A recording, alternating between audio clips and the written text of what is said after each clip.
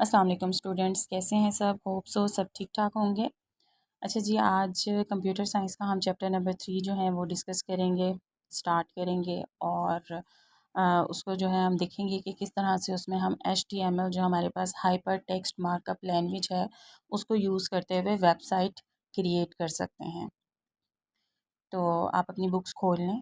आप सबके सामने अपनी अपनी बुक्स खुली होनी चाहिए क्योंकि कुछ पॉइंट मैं आपको साथ के साथ बताऊँगी जो आप मार्क करते जाएंगे। इसके बाद ये आपके पास स्टूडेंट लर्निंग आउटकम्स हैं। इसमें से जो शुरू में कुछ आउटकम्स हैं, define www, browser, URL, website, home page, search engines and define HTML। यहाँ तक इंशाल्लाह हम इस लेक्चर में कवर करेंगे। नेक्स्ट आपके पास जो सबसे पहला टॉपिक आपका आता है वो है basis of website. What is www? आप सब फेमिलियर हैं। www हमारे पास होता है वर्ल्ड वाइड वेब। अब इसमें थोड़ा सा फर्दर मैं आपको बताऊंगी कि किन किन चीज़ों पर डिपेंड करता है या ये इट्सेल्फ है क्या। अ डिस्ट्रीब्यूटेड डॉक्यूमेंट डिलीवरी सिस्टम है ये। Uses a client server model करता है, जो क्लाइंट और सर्वर का मॉडल है उसको यूज़ करता है। ब्राउज़र्स होते हैं इन्वॉल्व और मेन प्रेजेंटेशन लैंग्वेज जो है वो HTML होती है। ठीक है। अब इसमें बाकी चीज़ें आपको पता है कि डिस्ट्रीब्यूटेड डॉक्यूमेंट डिलीवरी सिस्टम है कि जितने भी आपके पास डॉक्यूमेंट्स हैं उन सबको आपके सामने शो करता है, जो भी आप सर्च करते हैं उन्हें। नेक्स्ट इसमें जो आपके पास क्लाइंट सर्वर मॉडल है वो हम डिस्कस करने लगे हैं। क्लाइंट सर्वर मॉडल हमारे पास क्या है, इसमें 2 प्रोसेसेस होते हैं। ठीक है। इसमें सबसे पहले और ये पॉसिबली नेटवर्क्ड है। ठीक है। क्लाइंट हमारे पास क्या होता है, जैसे आपको पता है कि एक क्लाइंट वो सर्वर के पास जाता है, या वो क्लाइंट इस तरह समझ लें कि जो छोटे छोटे सिस्टम्स होते हैं उन्हें हम क्लाइंट कहते हैं, और जो एक मेन सिस्टम होता है वो हमारे पास सर्वर होता है। ठीक है। अब क्लाइंट में फर्दर आपके पास जो है send request to the server blocks until reply is received. जब तक सर्वर आपको रिप्लाई नहीं करेगा, क्लाइंट को रिप्लाई नहीं करेगा, तब तक सर्वर जो है वो जो मेन कंप्यूटर है उसकी जितनी भी इंफॉर्मेशन है क्लाइंट उसे नहीं ले सकता। फॉर एग्जांपल गूगल गूगल जो है या कोई भी ब्राउज़र है वो अपने मेन सर्वर कंप्यूटर से अटैच होता है, लिंक होता है। जब भी आप अपने मोबाइल फ़ोन से या लैपटॉप से कुछ भी सर्च करते हैं तो जो लिंक है, जो आपका क्लाइंट है वो किससे लिंक करता है, सर्वर से लिंक करेगा, मेन सिस्टम से लिंक करेगा और फिर वहाँ से इंफॉर्मेशन लेकर आप तक, आपके कंप्यूटर तक उसको पहुँचाएगा। अब हमारे पास नेक्स्ट जो है वो है सर्वर। सर्वर में हमारे पास होता है प्रोसेसेस रिक्वेस्ट फॉर क्लाइंट। ठीक है। फ्रॉम क्लाइंट, सॉरी, जो भी क्लाइंट की तरफ से हमारे पास रिक्वेस्ट आई हुई होती है उसको ये प्रोसेस करता है। नेवर ब्लॉक, सर्वर कभी भी ब्लॉक नहीं हो सकता किसी भी सिस्टम पर। Can reply to several clients simultaneously। जितने भी आपके पास क्लाइंट सिस्टम होते हैं उनको ये simultaneously रिप्लाई करता है। मतलब simultaneously का मतलब होता है एक ही वक्त में। ठीक है। इसको आप अंडरलाइन करके इसके ऊपर इसका मीनिंग लिख लें कि एक ही वक्त में ये इन सबको रिप्लाई करता है। ऐसा नहीं है कि ये वन बाय वन करके सिस्टम को रिप्लाई करेगा।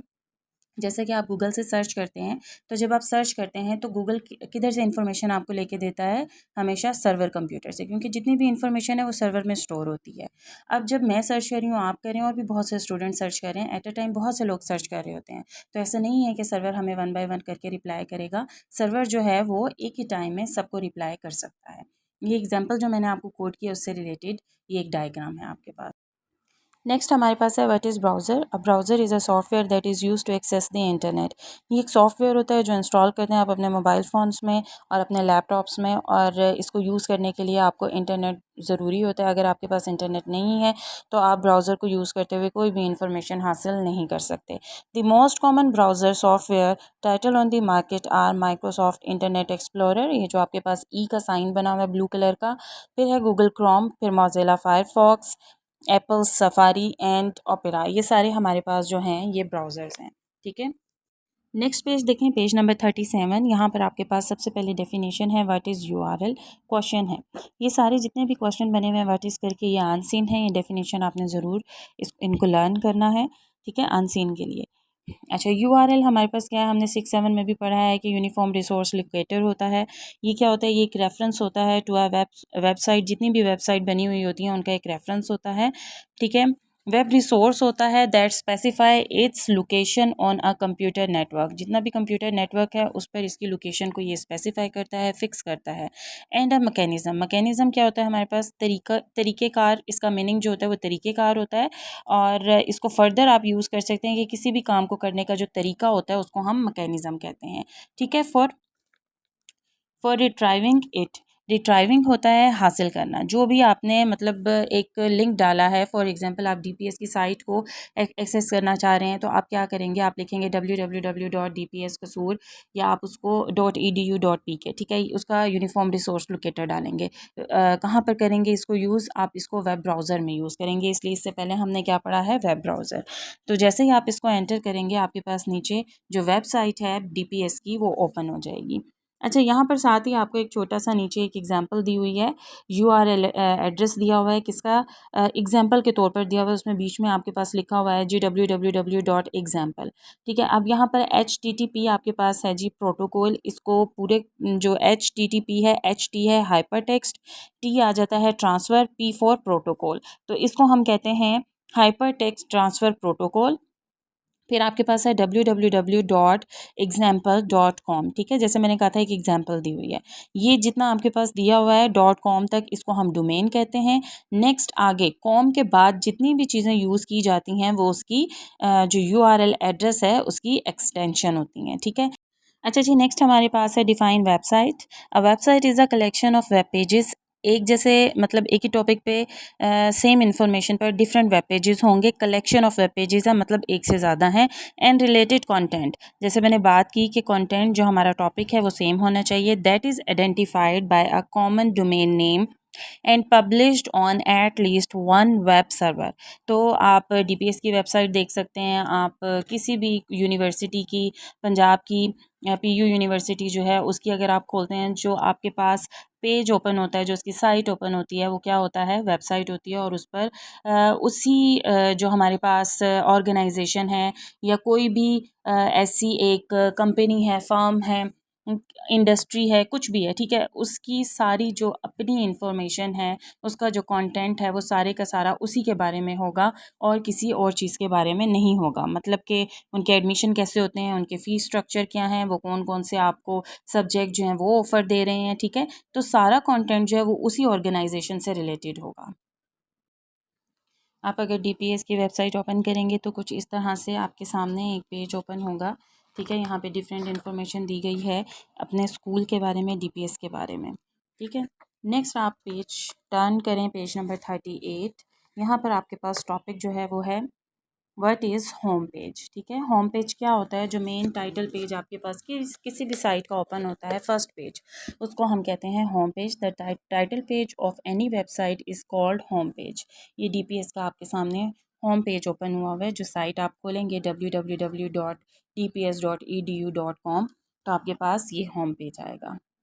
नेक्स्ट है जी व्हाट इज़ सर्च इंजन। अब सर्च इंजन हमारे पास डिफरेंट हैं, इसकी पहले हम डेफिनेशन देख लेते हैं। A search engine is a web based tool that is used by people to locate information on the internet. Some of the most popular example of search engines are Google, जो आप बहुत ज़्यादा use करते हैं, Bing, Yahoo and MSN search.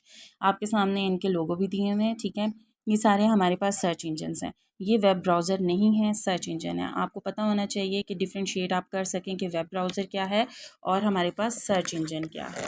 अच्छा जी, next page पर अब आप देखेंगे वेबसाइट डिज़ाइनिंग। अब वेबसाइट डिज़ाइनिंग क्या है, हमारा चैप्टर जो है वो रिलेट इसी से करता है, इसीलिए आपको अब तक पढ़ाया गया कि जी डब्ल्यू क्या है, ब्राउज़र क्या है, हमारे पास होम पेज क्या होता है, वेबसाइट क्या होती है, सर्च इंजन क्या, ये सारी चीज़ें आपको सिर्फ ये जो वेबसाइट डिज़ाइनिंग है इसको एक्सप्लेन करने के लिए एक शुरू में इन सब चीज़ों का इंट्रोडक्शन दिया गया है।